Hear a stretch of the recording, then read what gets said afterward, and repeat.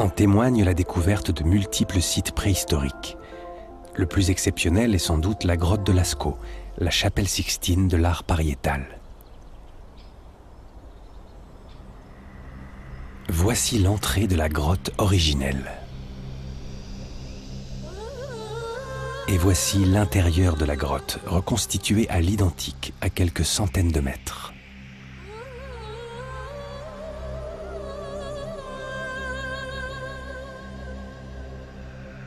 Un chef-d'œuvre absolu qui a bouleversé Francis.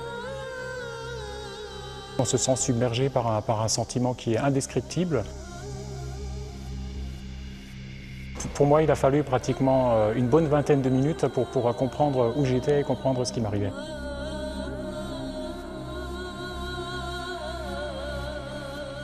J'ai subi le plus grand choc de ma vie.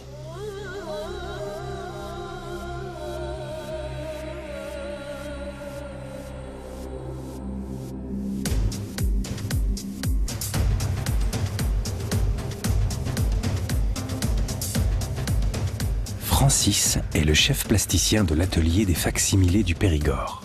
Un atelier unique en son genre, dont le travail est de restaurer le facsimilé de Lascaux II, qui se dégrade en raison du grand nombre de visiteurs. L'atelier travaille aussi à la fabrication des panneaux d'une grande exposition destinés à envoyer Lascaux aux 4 coins du monde. J'apporte un mélange de manganèse, la même matière qui a été utilisée par les peintres qui ont travaillé dans la grotte, les vrais peintres. Donc on n'est pas en train de reproduire leurs gestes. On reproduit ce qui nous est restitué aujourd'hui après environ 17 000 ans d'exposition à l'humidité. On effectue un travail de copiste, c'est-à-dire le moindre détail, le micro-détail est reproduit à coups de pinceau sans interprétation. Donc là, je me sers d'une photo qui est projetée, photo qui a été prise dans la grotte d'origine, bien sûr. Cette petite plaquette est un écran qui me permet de lire la projection.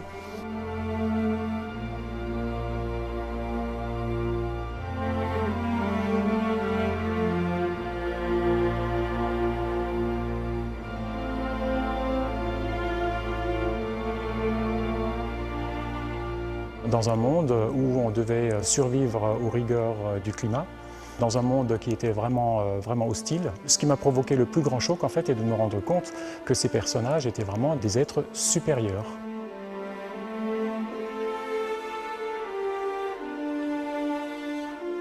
Aujourd'hui, on apprend à s'exprimer aussi, on apprend à traduire des sentiments.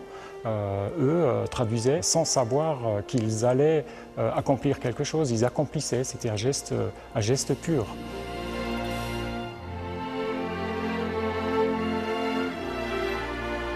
C'est à Montignac, sur le cours de la Vézère, au cœur de cette vallée de l'Homme, que s'achève notre détour en Aquitaine.